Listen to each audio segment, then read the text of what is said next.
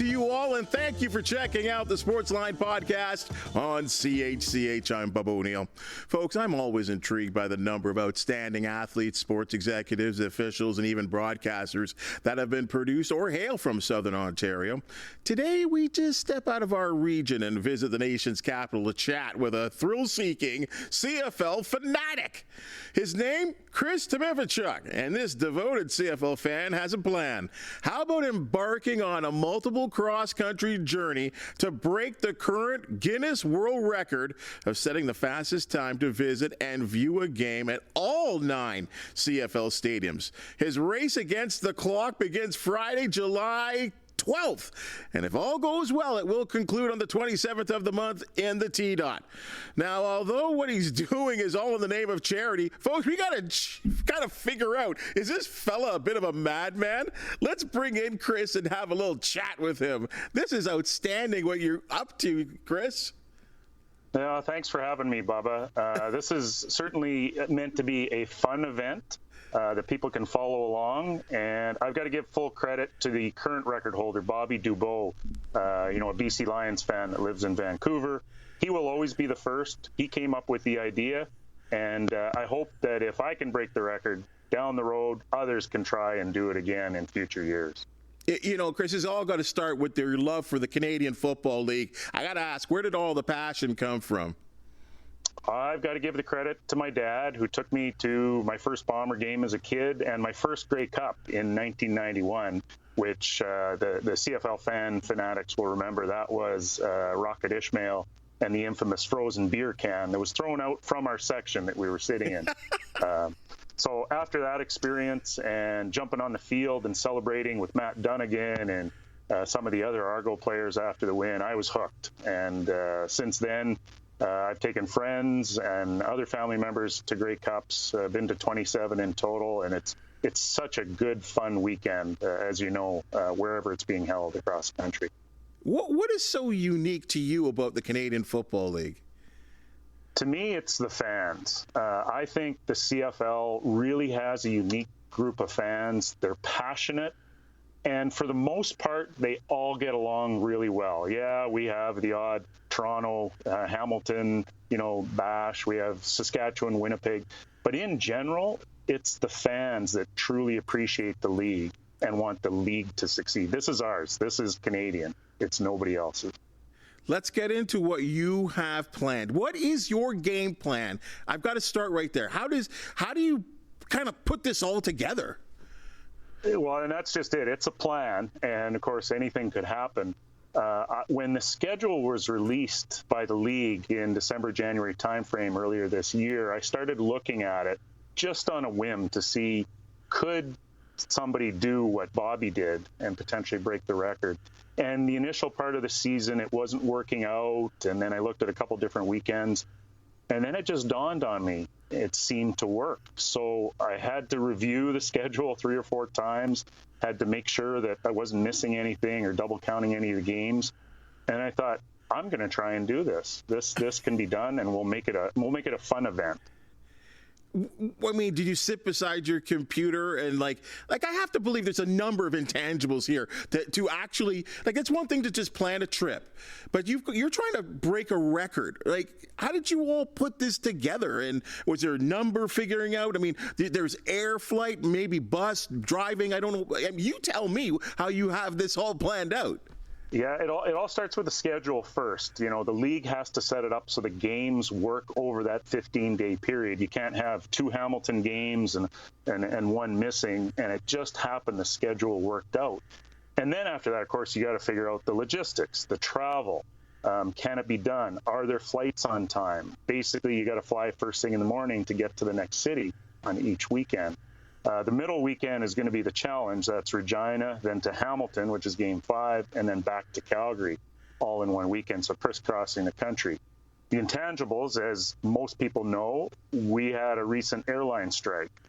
Things like that are completely out of my control. Nothing I can do about that. And we'll still have fun doing it. Fingers crossed that all of the travel and logistics still work. But according to your plan, you'll break the record. If the final game finishes on time or thereabouts, I should be able to beat Bobby's record by somewhere around 90 minutes. So there's not a lot of room for error. There's not a lot of room for overtime or thunderstorm delays or smoke delays or anything else that sort of happened last year. But again, we can't control that. We'll just keep the fingers crossed, and hopefully on July 27th, we're celebrating at the final whistle. Well, certainly, what is the record? I got to ask you that first of all. I'm surprised that I'm sorry I didn't ask you that. Yeah, so Bobby's record is roughly 364 hours, which is over 15 days. If I can finish on time, I can do it in 362 and a half hours. So just a little bit of a window there. And I have to say, I've been in touch with Bobby. I will see him at Game 2 in Vancouver, and he's been fantastic, supportive. Hasn't given me any tips, of course, but all in good fun. Is there rules? I mean, I'm sure because every Guinness record has a particular set of rules and regulations. When you contacted them, what were the rules and regulations? There is. So it's not something you can just do and then submit to them and say, hey, I did this. You actually have to apply in advance, get approval to make your attempt, and then they send you a huge list of requirements. I was spending some time before chatting with you, on their list of evidence that's required. It includes having 4 eyewitness statements at each game. I have to carry a GPS tracker the entire time so they know that I was actually in each city. I have to have video evidence. Things like the podcast will be sent to them to prove that things were done. So they take it very, very seriously. It is the Guinness World Records after all. There is no other organization like them, and they make sure that when you get posted as a record holder, it is official. I mean, do you have to sit in your seat and not move, or I guess you have to see the game from beginning to end? Yes, that's a specific requirement. You have to be there for kickoff, and you have to watch the game through to the final whistle. Mm-hmm. They haven't stipulated if I have to sit in the seat or not.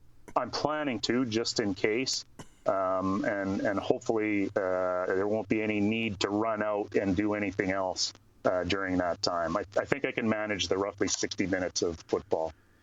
The best part about this and what I give you so much credit for, because hey, I love CFL too, and what you're doing just is so appealing to me. And the fact that you get to visit different central parts of our country and meet so many different people, but you're doing this all in the name of charity.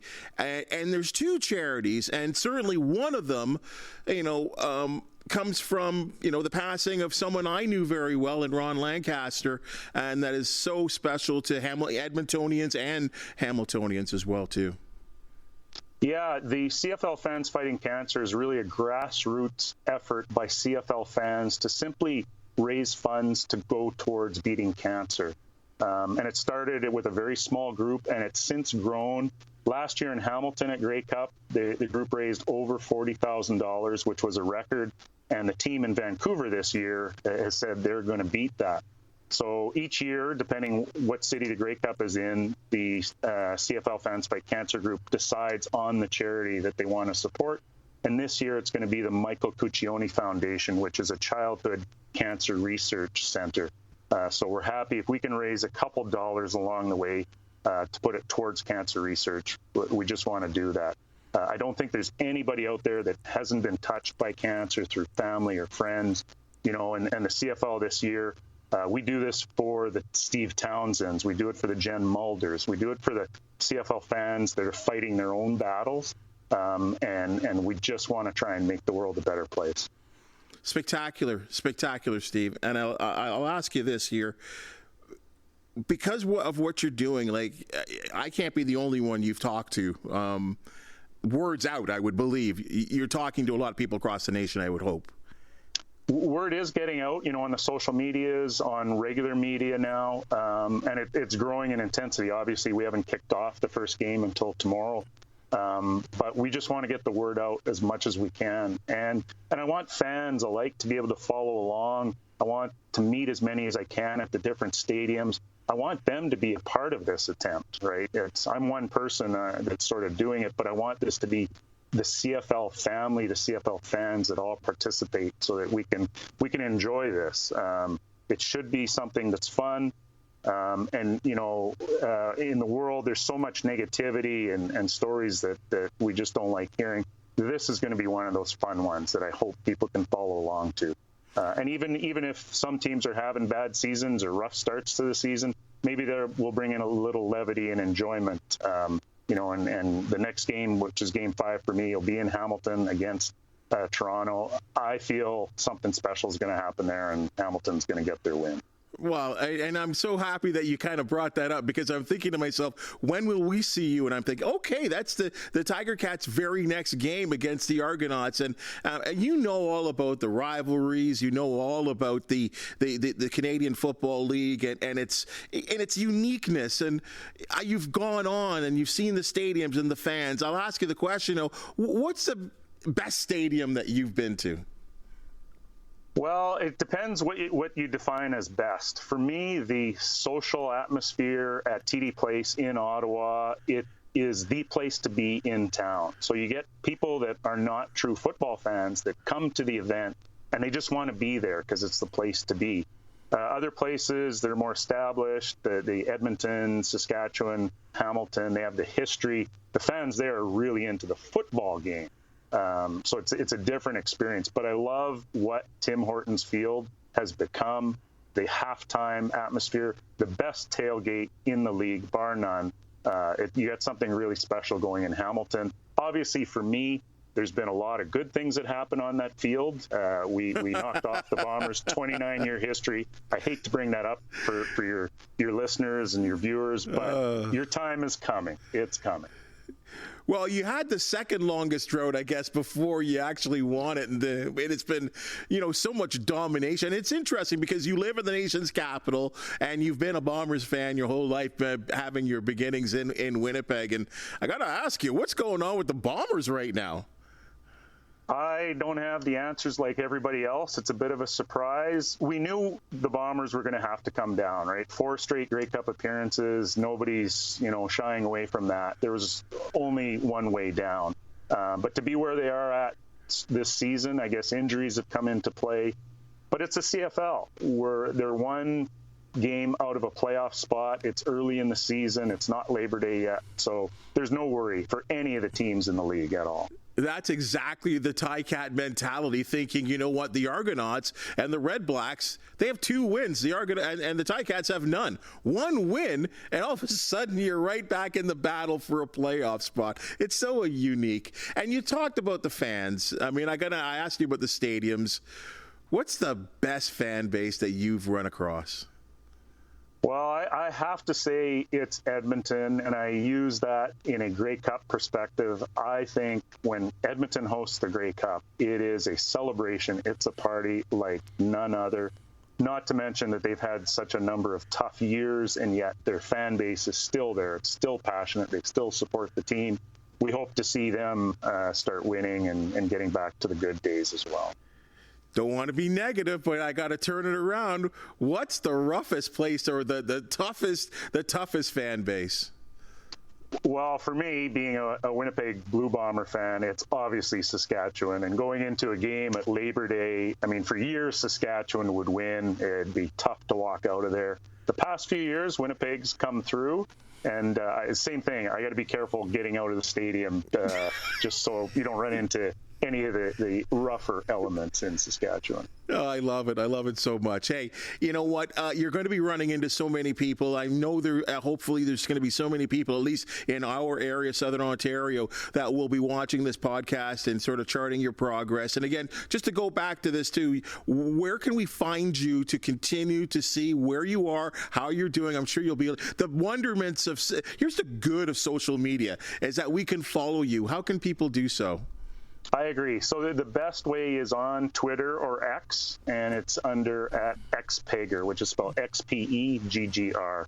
And I'm happy to meet up with as many new friends and fans as possible.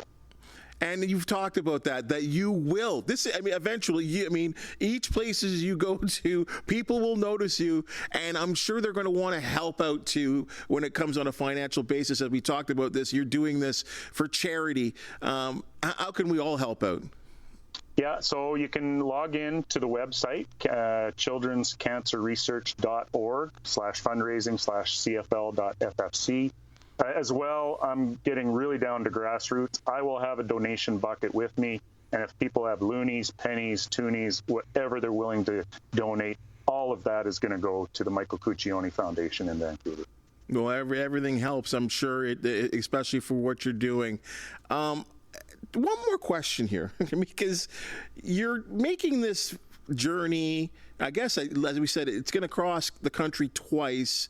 You're taking up a lot of your own time. Did you take time off work?